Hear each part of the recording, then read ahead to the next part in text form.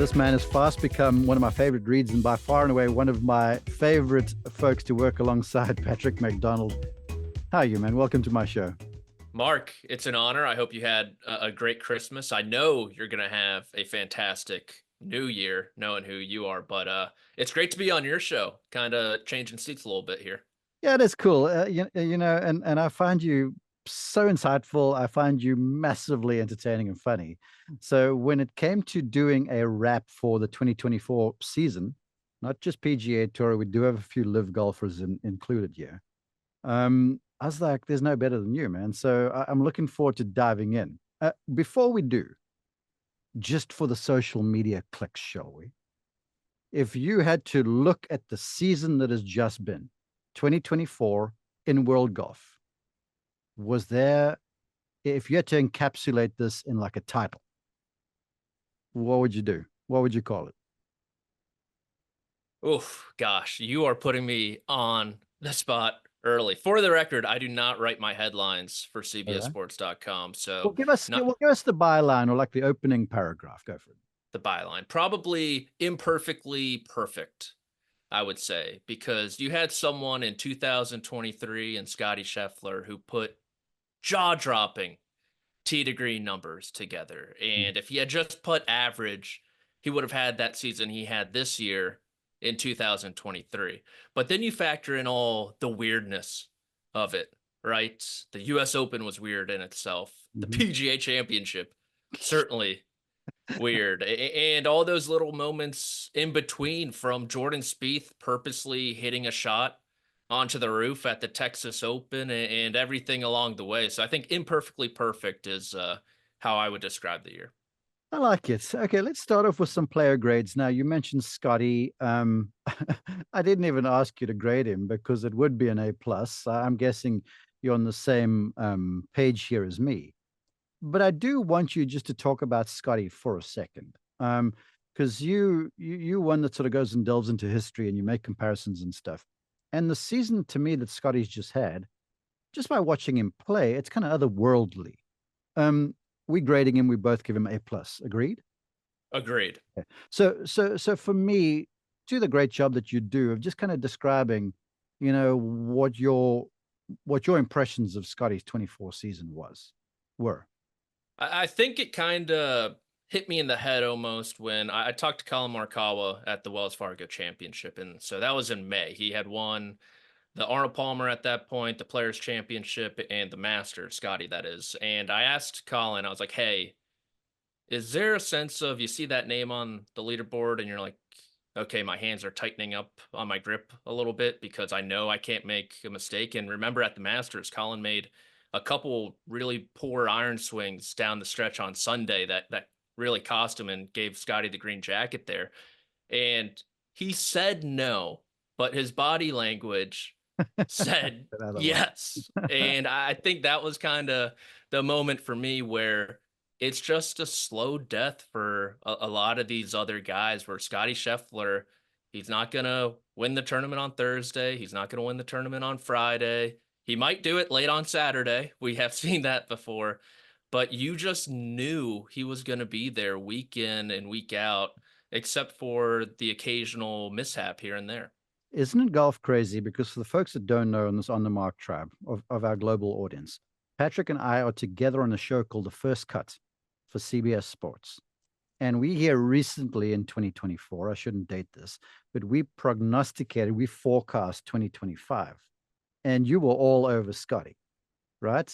And then just a few days hence, we get the headline that Scottie Scheffler has had an accident at the Christmas dinner. Okay. Clearly with a wine glass, I would guess. And he's had to have a procedure done to his hand to remove glass from his hand. So here's my statement. Please comment. Isn't it crazy, though? Despite all the accolades, everything we look to potentially happening, it can change in the blink of an eye. Oh, just like that, Mark. And I guess I do take some responsibility giving him the kiss of death right then and there. I mean, like you mentioned, the first cut, I'm horrible at one and done. I pick a player, it's almost a guaranteed miscut for them. I do apologize whenever I pick them. And for Scotty, we had the question pop up. It was, would you rather What's more likely, for first-time major winners in 2025 or Scottie Scheffler wins them all? Both very unlikely, mind you. And I went with Well, Scottie all in on Scheffler. Scotty. Yeah, he's gonna win them all. I picked him for the Masters again, the first one since Tiger to go back to back, the fourth ever. I picked him to win the U.S. Open at Oakmont, and then all of a sudden, it just stops. Yeah. Right? You got to hold your breath a little bit, and like you mentioned, it happens so quickly. It almost makes what these guys do when they are on 100%, which we can agree on. Scottie Scheffler is on 100% right now. That window, you have to do a whole lot of damage in the context of your career. And you look at a bunch of guys, it's almost this 40-month window almost that careers are made. And Scottie Scheffler is certainly in that window. Okay, well, where it is, again, whenever you're listening to this, that the first couple of events, the Aloha Swing or the opening drive, whatever you corrected me, he is not playing, but then should be back for the American Express. Okay, player grades. Number 2 in the world currently in 2024 is Rory McIlroy. I will give Rory for the 2024 escapade globally a B+. What is your grade for McIlroy? So we were pretty close here. I was between B+. I sided to be A- for Rory McIlroy. I guess I'm a bit of a nicer grader than you, Mark. But like you said, worldwide, it was a hell of a 2024 for Rory. 4 wins, starting in Dubai, ending in the Middle East as well. 9 other top 5 finishes. He won that race to Dubai title, pulling him alongside Seve. Anytime you can be in the same conversation as Seve, that is a very good thing. And then this is the closest we've seen Rory McIlroy at a major championship raising the trophy. He was a handful of holes away from getting his 5th major championship. And I think the most impressive part to me is when the FedEx Cup playoffs ended, he obviously went on a pretty good run there on the DP World Tour between the BMW PGA and the Irish Open and obviously the playoffs there. It was his worst strokes gained approach season since his rookie year on the PGA Tour. And he was still able to accomplish a lot of that. And to me, that kind of encapsulates who Rory McIlroy is we grade him on a scale and people will be critical of him because of that decade-long drought on the major stage. But he's just so good and so consistent. And we talked about it with Scottie, but Rory's been doing this for a decade now. And you can pretty much pencil him in for a couple wins every year, which is crazy to say. Yeah, as you make very informed points there, I'm prone to want to change my grade because I don't want to become a victim of the moment. Because honestly, from my opinion, if he wins the U.S. Open at Pinehurst number 2, it's an A+ season. Yep. But just the misstep over there kind of tainted the whole thing a little bit. Despite the wins at the Wells Fargo, despite the wins abroad, he was alongside Shane Lowry for the win down there in New Orleans, carried Shane most of the way, and Shane will admit that. But it's just amazing because with Scottie doing what Scottie was doing, it makes earning an A+ in my book. If that's kind of A+, it makes, like, even if Rory had won the US Open, he was still coming up shy because Scottie's the player of the year. He's won the Players. He's won the Arnold Palmer Invitational. He won multiple of those designated events and the Masters. It was just that Scottie just lifted the bar so very high for that A+ in my book. Yeah, no, I totally agree. And I think it depends on your grading almost, because is it all on the same scale or is it relative to almost the expectations of the player? Because I think we could agree an A- or a B+ year for someone like Rory McIlroy compared to someone like, let's just say Ludvig, for example, his first full season on the PGA Tour, they're going to look a little bit different. Let's go to Ludvig. I gave him an A for his for the 2024 season. I was not counting the victory at the RSM Classic, which came in late 2023, even though with what was then, that counted in the whole year. I'm assuming you kind of around the same grade for Aberg. I am. I picked him when comparing for Rory because I gave him the exact same grade. I gave Ludvig the A- just because I think you could dock him for maybe not getting across the finish line when he was in contention. There were some Sunday struggles here and there. The Scottish Open comes to mind when he went into that final round with the lead, but you look at his major championship play in his first go around at these places, finishes runner up at Augusta National, does not look out of place at all. Honestly, looked like he didn't really know he was at the Masters. It was just another casual round for him. Cool, calm, and collected. The PGA Championship, he arrived with a bad knee, affected him a little bit, but right back on the saddle there at the U.S. Open, leader at the halfway point. Got some really good experience there on Saturday, I think, alongside Bryson in that pairing. Made a couple mistakes on the back nine, but the iron play got a lot better. We know what he can do off the tee. He got all that experience under his belt. He's seen a lot of these golf courses for the first time. Well, he's going to be a lot better on them moving forward. So I gave him an A minus just for, maybe he could have been a little bit better on Sunday, and he didn't end up winning in 2024. Yeah, I had him in one and done at that US Open, and I was smiling on Friday evening, but then things came short a bit on Saturday. If we were giving Christmas gifts, I would give him a more consistent putter. Mm.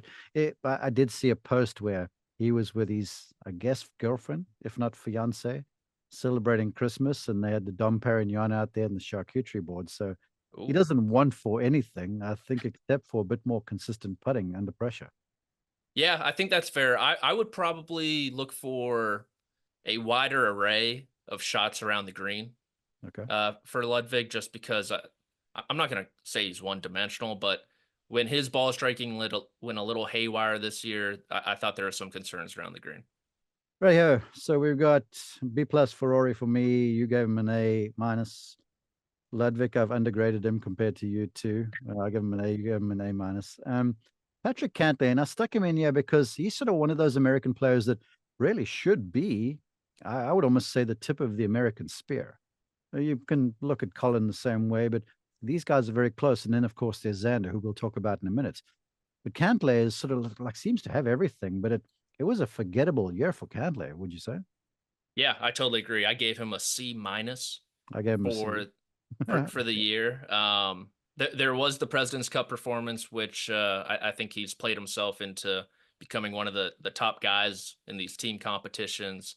But like you said, for someone as well-rounded, you always pair him with Xander Schauffele, a guy with no flaws in his game. He was really a ghost the last handful of months outside of the U.S. Open, where I think a lot of people forget how close he was to almost winning that thing, honestly, right? Bryson doesn't get up and down on the 72nd hole. Cantlay had a 10-footer for birdie, which would have forced a playoff with Rory, him, and Bryson, which would have been phenomenal in hindsight. But only 4 top 5 finishes. Riviera comes to mind as a squandered opportunity, the way he was playing that week. So I gave him a C, and the numbers back it up. You look over his career, it was his worst in terms of total strokes gained and off the tee and approach. So the ball striking was a little down for him. Yeah, sort of surprisingly so, because to me, he's got technique that just is so reliable. And more than anything else, I think between his ears, he is as stout as anybody in the game. I mean, the guy's unflappable. So, yeah, it was a strange kind of a year, but I'm certain the way he puts and the way his mind works, he'll be right back in the saddle. You mentioned Xander. I was saving that. I've given him an A+, 2 major championships. He's broken the snide.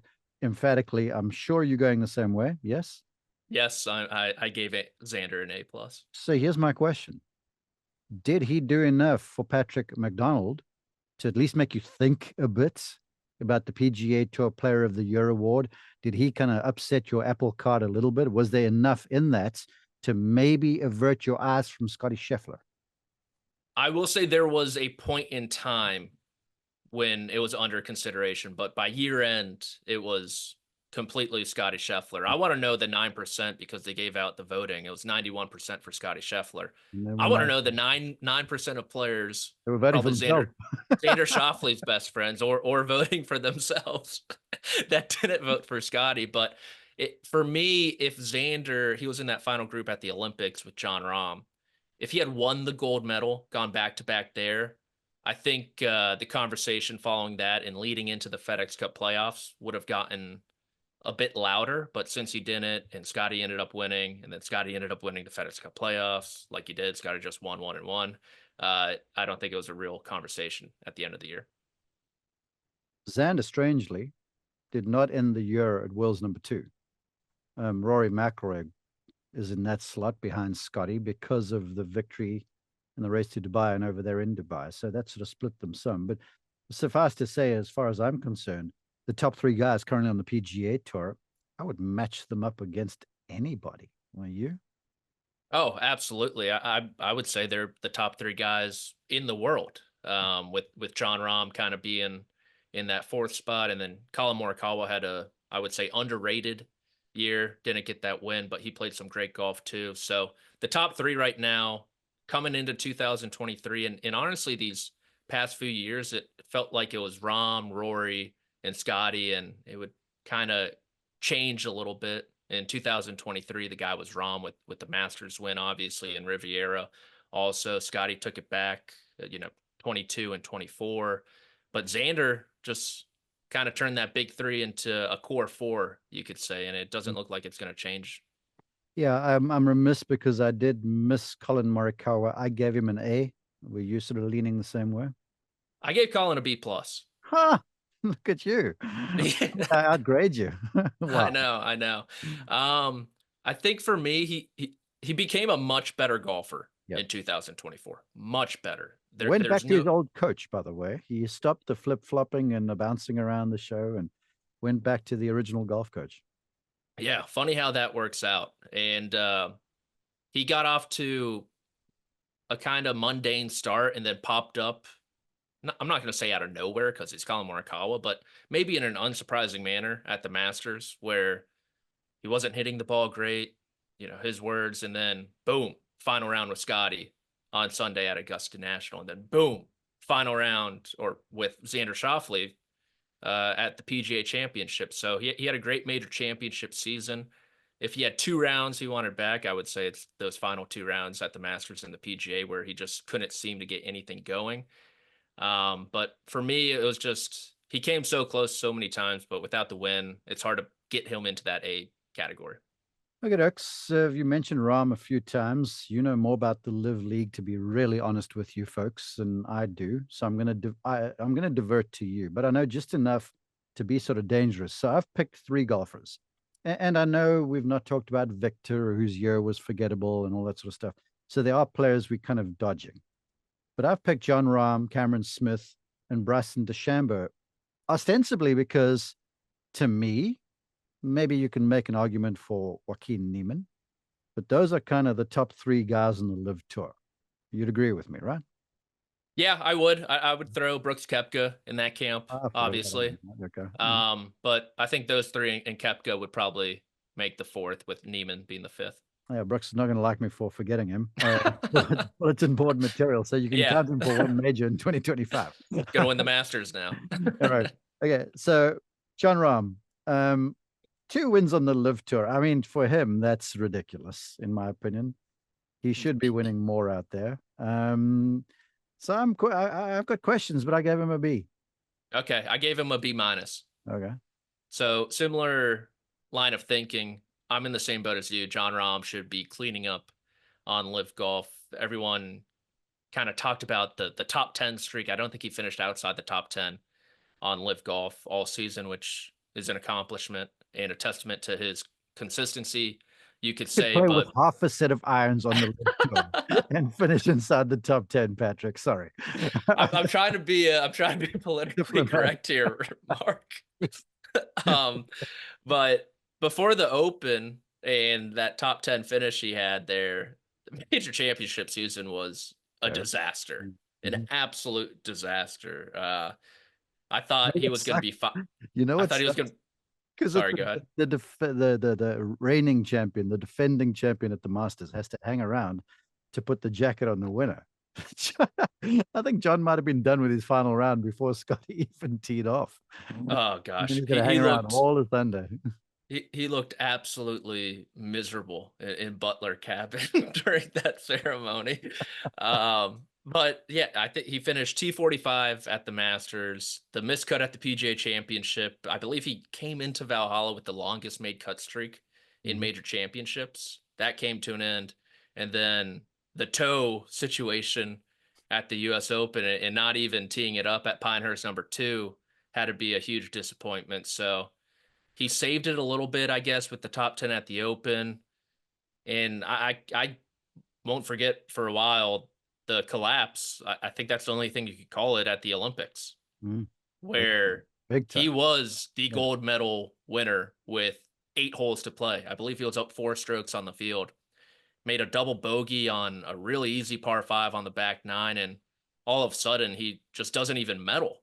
Yeah. And so I think that I'm not going to say it encapsulate his 2024, but it kind of does, where there was some good play, sure, but I think in totality, it was probably a disappointment for him. So you give him a B minus. I gave him a B. If you were grading Brooks, what would it be? Oh gosh, that's a great question. I'm trying to remember what Brooks did in the majors. I remember at the PGA he had a mud ball that led to a double bogey. He got mad at. Masters kind of forgettable. U.S. Open. I would probably say a It was C. also, yeah, it was also kind of average. Well, it's the same thing like Cam Smith. I think he showed up a little bit at the Masters, but otherwise, he was sort of persona non grata. So I gave Smith a C. It's like this guy, before he left for the Live Tour, had won the Players, had won the Open Championship at St Andrews. I mean, the world was his Australian oyster, and It all, was. yeah. Now he's sort of playing exhibitions in Australia, kind of thing. Well, I gave him an A+ because his Ripper GC won the Live Golf Championship, Mark. That's why you're the expert. You're No, the Live no, no. expert. I was actually a bit more critical. I gave him a D.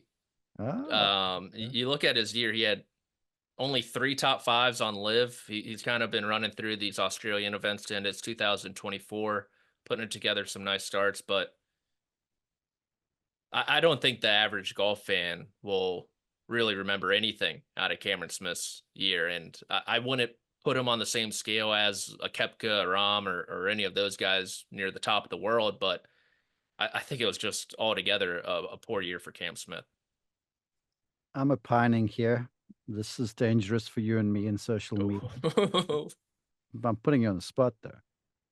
Luxury is, to me, luxury detracts from desire and hunger. And the young Australian guy, the Cam Smith I knew that showed up here and he had like a bit of a chip on his shoulder, a point to prove. It looks like, I've got no worries financially. So yeah, I work a little bit, but I don't work as hard as I used to. Do you get a sense of that sort of stuff there? I think he has said stuff adjacent to that, Right. I will say, where he's happier with the lighter workload. He's happier that he can hang out with his mates more. He's happier he can fish more. And you come off the career season that he had, winning 3 times the Players in the Open at St. Andrews, no less. Mhm. You secure a boatload of money. And I think it's only human nature, honestly, unless you are that wired to relax a little bit. Yeah. So I think I'd agree with you. Well, if I'd won the $1 billion lottery the other day, we wouldn't have been doing this. So, Oh, absolutely not. Bryson DeChambeau, I'm giving him an A, US Open aside, just because the content king that the boy has become, from hitting balls over his house to try and make a hole in one in his back garden, to YouTubing it to try and break 50. I mean, Bryson is all entertainment right now. Yeah, I gave him an A+ just because his major championship season was really good before the Open, which honestly I don't know if that's a puzzle he's ever going to solve in his career. And if you're Bryson DeChambeau and your type of play works at 95% of golf courses around the world, 90%, whatever it may be, I think that might just be an L you're willing to take. But he was right there at the Masters before it got really crispy there over the weekend, and a short game and speed on the greens kind of let him down. The PGA Championship, 1 stroke out of a potential playoff with Xander Schauffele. He had Louisville all behind him, and then obviously the win at the U.S. Open. So he didn't do really anything on Live Golf. And I think his crushers, Mark, if you want to get into the team component, I think they were upset in the first round by maybe Kevin Na's Ironheads, if I'm remembering correctly. But But I'd give him an A+. But of the 3 major winners in 2024, it is the lowest of the A+. Well, these crushers have inked the big deal with Reebok, thanks to Mm. Bryson. So they got gear for next year. Okay, let's get to some on the mark awards. Surprise of the year, this could be anything. I've lent towards players and some successes.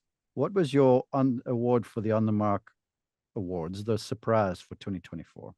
My biggest surprise in 2024 was Xander Schauffele, Huh. because he went from a very good player, a very consistent player, one of the guys who people always talked about as one of the best without a major championship, had a bit of a, I guess, aura around him of not being able to finish. I certainly fell into that category as well when talking about him. And all of a sudden, at the end of 2024, he's a two-time major champion, as many as Scottie, JT, Collin. And the conversation has shifted from this guy can't win to a lot of people saying he might be the most well-equipped to secure the career Grand Slam one day. He's And so for me, it's Xander Schauffele in making that move. I made the mistake of making that statement on a show where I called him the most complete player in the game, and I got shredded on X. And then, thankfully, someone on the PGA Tour was listening, and they wrote an article where they went to strokes gained metrics, and of all of them put together, they called him like, in baseball, you're a 5-tool player or whatever. Mm-hmm. Xander was the guy, the most complete player of the bunch, according to just pure strokes gained data. Yeah, at the end of the FedEx Cup playoffs, Xander Schauffele was the only player on the PGA Tour to rank inside the top 25 of each strokes gained metric, which is phenomenal. Okay, well, yeah, I can see why that's a surprise. I kind of went, I'm going to throw out some names for you, and I'm going to allow you, the expert, to kind of pick one, Okay. right? Sad surprise, but Grayson Murray winning at the Sony, that was somewhat surprising. I had been on in one and done, by the way, so in as much as what was I was happy for Grayson, I was not that happy. Beating him in a playoff. Then Matthieu Pavon winning at Torrey Pines. Nick Dunlap winning twice. That's probably my surprise. Jake Knapp coming through. There were all of these sort of players that you might not have heard of that all of a sudden were winners on the tour. Austin Eckroat had been around for a while. Same sort of thing. So of those were sort of my five. I'd say Nick Dunlap winning twice, once as an amateur, holding off Sam Burns and Justin Thomas there at the American Express. That was kind of my surprise for 2024. I'd agree with you. Of those, I'd go with Dunlap. And then, I mean, just think about the category he's in already as a junior and amateur champion, with that being Tiger. And then you get to join Phil.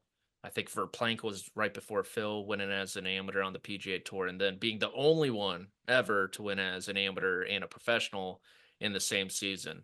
Talk about just completely changing your life, or at least fast forwarding it for Nick Dunlap. So I'd agree with you there. I would not call the decision the week thereafter a surprise of the year when he was when he already turned professional. No. Okay, moving right along.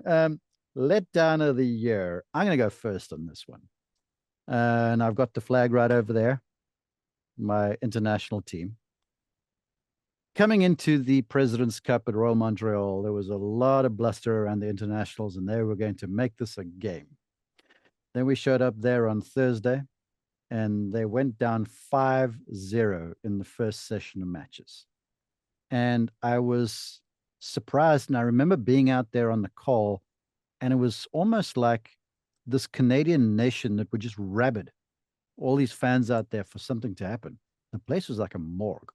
And I remember saying to my colleagues, I'm like, this is completely surprising, because the energy of the place was like just rampant leading into the matches. And all of a sudden, after a few hours, not a black score on the board. It's all red for the United States. And going down 5-0 was surprising. Then the following day, turning it around, winning 5-0 was equally as surprising. But that first day, I was like shocked, surprised.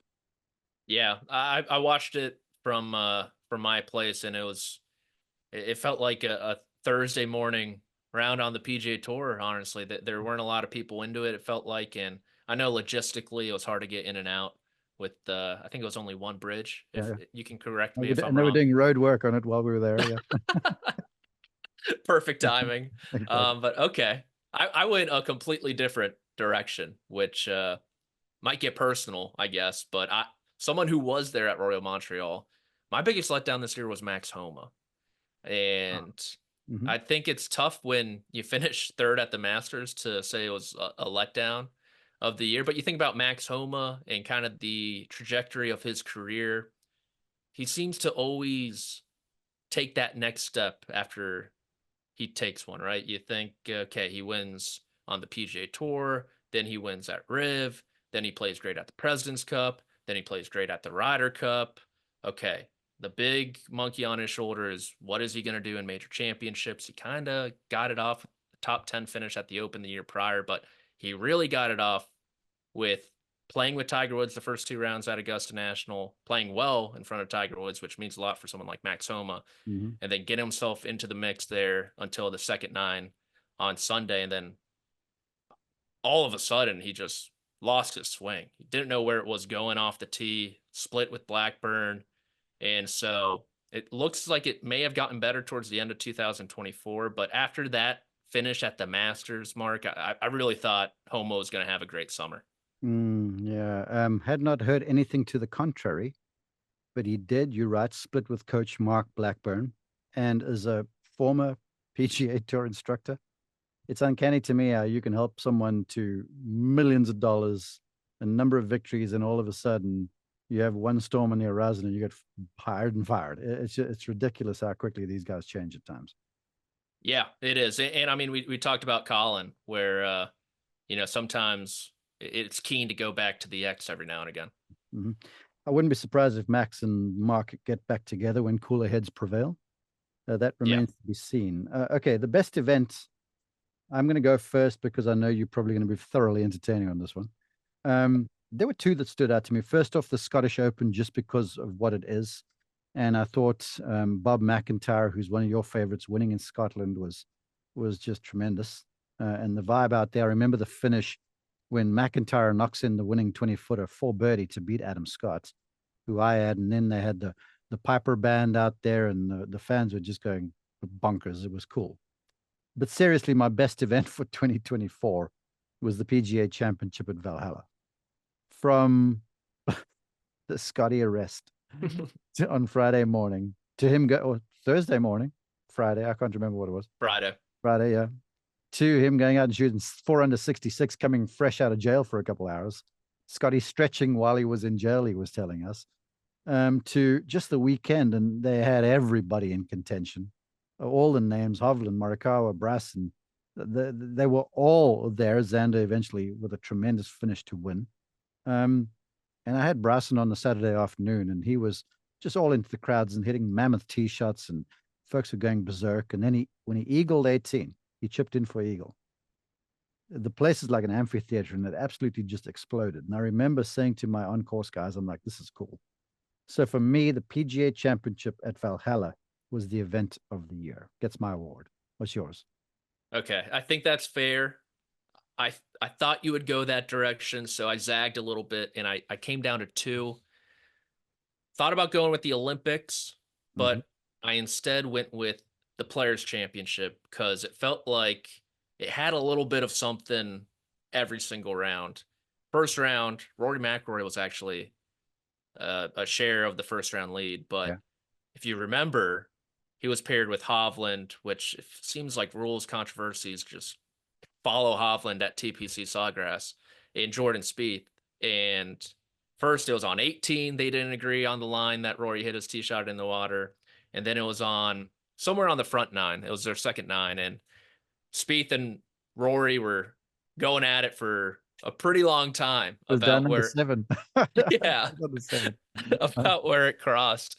And I thought it was just fantastic. The PGA Tour released the entire back and forth, which was great.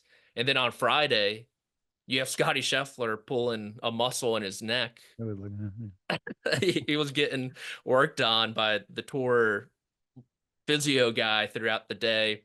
Saturday comes around. Okay, Scottie Scheffler's out of it. He's not going to win this, right? He finishes, I think he goes like birdie, birdie, birdie to finish his third round, get within 5-ish, but you still have Xander up there. You have Clark up there. Brian Harmon's up there. It's looking like a 3-horse race. And then Scottie just comes out of the gates. He holds it from the middle of the fairway on number Oh, 4. yeah. Mm-hmm. And just everything that happened after with Clark's lip out on 18 as well. It was halfway in, him kind of stepping in early and then missing. I thought was a great finish to the week, and I thought all around it was just an awesome tournament. You don't have to sell me on the players. Year in and year out, it's one of my favorite events to work on the PGA Tour, from the venue to the town in Jacksonville, Ponte Vedra, to the field they assemble, and it's the crown jewel of the tour. They'll tell you so. I love the players. Okay, the On the Mark Award for the most memorable shot. Yours, go. I had 2 in mind. They Go. happened about, I don't know, within an hour of each other. But I ended up going with Rory McIlroy's missed putt on number 16 at the U.S. Open. That's memorable. Because Mm-hmm. I think we as humans, we always kind of remember what went wrong instead of what went right. And I think Rory kind of gets a little out here with Bryson shot into 18, obviously, but we remember the interception at the goal line between the Seahawks and the Patriots, but not the miraculous catch that got the Seahawks down to the goal line, right? The circus catch there. And so I think the most memorable one was Rory, and just the context of it all with the decade-long drought, him playing so well, and then it just going completely flipping on him just like that. Yeah, that is memorable. I remember we were on a family vacation that week because I don't work the US Open. And we were driving home from the beach and we were listening to this on the radio. And he had a couple stroke lead, and we stopped at the gas station. And my wife, Tracy, got back in the car and she goes, "Is he still leading?" I'm like, "Yeah, by a couple." And Tracy goes, like, "How many holes left?" And I was like, "I think 7 or 8. And Tracy goes, "Oh my gosh, I hope he holds on to this one." And I remember in my head going, it was kind of almost inevitable, I hate to say, but yeah, that was memorable. For me, the things that stand out to me, Patrick, are things that I get to see, like in person with my job on the golf course. And I saw some cool stuff here in 2024, but there was a stretch of shots that I watched Hideki Matsuyama hit at the Genesis coming down the stretch. It started with a massive birdie putt he made on the 10, 11, 12th hole across the green. And then when he got to 15, which arguably is one of that stretch of par fours, you got 12, which is mean. And then you got 13, which is tough. Then 14, the 3, then 15 is just a daunting par 4. And it's always playing down the valley towards the Pacific Ocean. And it's always cold, and you always straight into wind. And Hideki hits the 6-iron in there to a back right hole location to about like a foot. When it left the club face, I remember, because it was Nance's call, I remember going, "Majestic strike," or something to that effect. And he stuffs it in there to about a foot. And this ball was like raw spaghetti. It took off, climbed up there, never peeled off the flag. And it was a flag that nobody aims at. But he hits it in there stiff. And then the next hole, the par 3 down the hill, carves his little baby 9-iron in there to about 2 feet. And so in the space of 2 holes, he's hit the ball collectively about 3 feet from the hole, and went from one back, I think it was, to maybe a couple in front, then iced it with a birdie on 17. So those 2 shots that Hideki hit, but especially the 6-iron on 15, yeah, that stuff is etched in my mind. I remember watching the broadcast, and I watched him stuff it on 15, and then they show his ball in the air on 16 stuffed as well. And I was thinking to myself, it's like, oh, it's just a replay of a shot on 15 that they're showing real quick. Yeah, it was just, again, on 2 really difficult holes into the wind, tournament on the line, high pressure. I failed to mention that on 15, downhill, sort of side hill lie, quartering wind, and everything was hard. And he just flushes one in there, just vintage Matsuyama. Okay, last. So that's the last award we're going to give, the most memorable shot. As you're looking forward to the upcoming season in golf, here's a couple things I'm looking forward to. First off, going to the PGA Tour new broadcast studios, because they start officially broadcasting ESPN Plus from there. And the place, from what I understand and the pictures I've seen, looks unreal. It's like Disneyland for broadcasters. I'm looking forward to that. I always look forward to the West Coast swing. Great golf courses, just a cool thing to go and work. But the Ryder Cup in New York at Bethpage Black is going to be incredible. And I really look forward to that. So what say you? I am in total agreement. We're in lockstep here. I'm pumped to see the U.S. Open back at Oakmont and Pittsburgh, but being a Ryder Cup year, it's kind of hard to look in any other direction. And honestly, Mark, I think the Europeans are gonna have a great chance to win on the road, because you look at who the best drivers of the game are. You could argue they have 3, 4 of the top 5 or 6, with Rory, Rahm, Ludvig, Tommy and Terrell are great off the tee, Victor as well. And so I feel like the conversation around the Ryder Cup has always been, oh, the U.S. team is longer. They might just be a little bit more wild, but Europeans are long too. And so I'm interested to see how they set up Bethpage, how they work it to their advantage, and just the captains as well, I think, is an interesting dynamic to follow as we get there. Well, I think the fans are going to be kind of maybe that might be kind of the 13th man kind of thing. 13 thousands of men. It could be positive. It could prove to be negative for all we know. Who knows? But isn't it crazy how we started the conversation with, the tour and the state of the game and all this kind of thing. And then we talked about Scottie and the hand injury and how quickly things can change. Do you remember just a few short years ago, after the drubbing at the Ryder Cup at Whistling Straits, the world was like, it's over. The US are going to dominate this thing for a number of years to come. Or every single one of the pundits, almost to a man, said that. Now look, all of a sudden, here we are, and the Euros, basically, in my opinion, the stronger of the two teams going in there, even though they're playing away. So this was before I was with CBS. KP put out a tweet after that Ryder Cup saying, like, this is going to be a decade of dominance for the Americans. And Kyle. I replied, not knowing him at the time, I was like, 2 years is an awfully long time.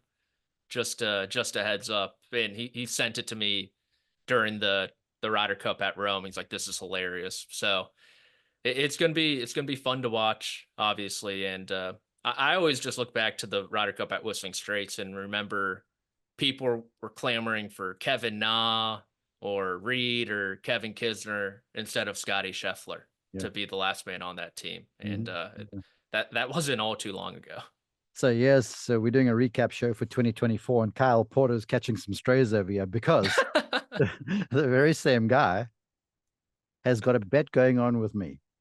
Where remember when Justin Thomas won 5 times in a year and was the PGA Tour Player of the Year, and we're on the First Cut show, and KP goes, "Oh, JT will win another 20 or 10, I can't remember how many events."